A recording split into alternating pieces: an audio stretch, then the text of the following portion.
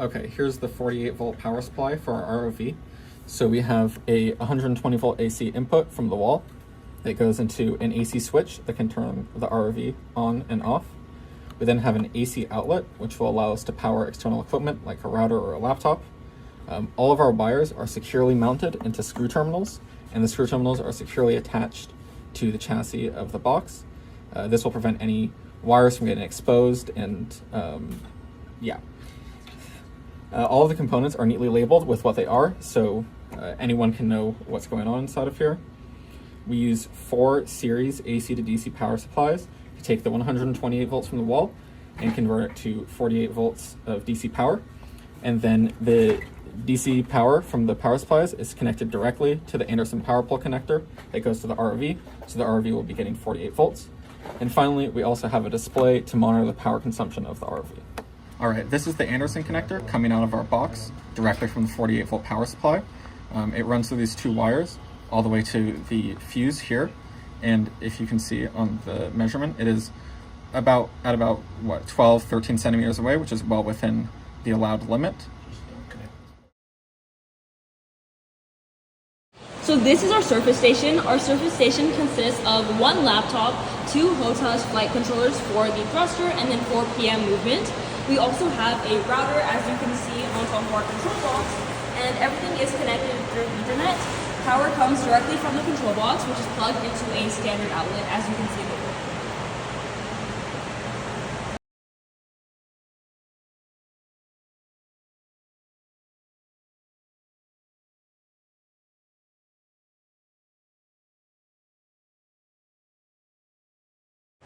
So as you can see over here, this is our topside strainer leaf. We have a paracord and it's hooked up to a very, very heavy chair. There is a carabiner that is on the ROV tether that can hook to this chair.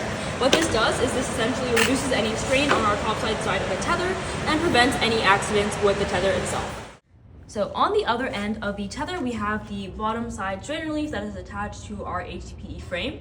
So it is very strong, so no matter how hard the tether is yanked, it won't budge or infect the internal electronics. So as you can see, it is possible to lift the entire ROV by the tether. You can set it down now.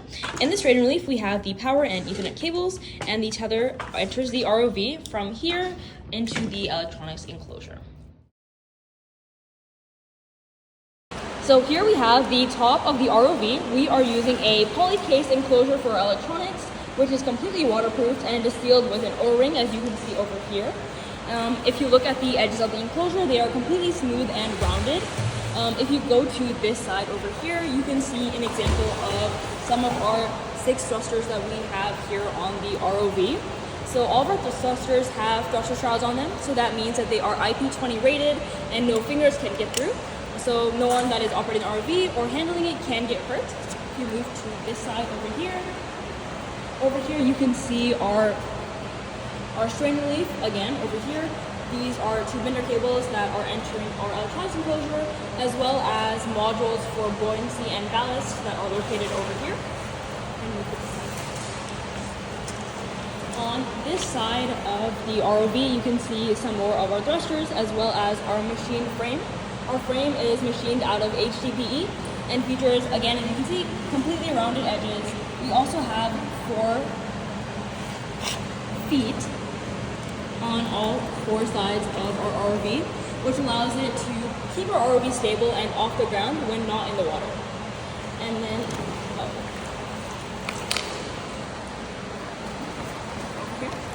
so this is the front of our ROV.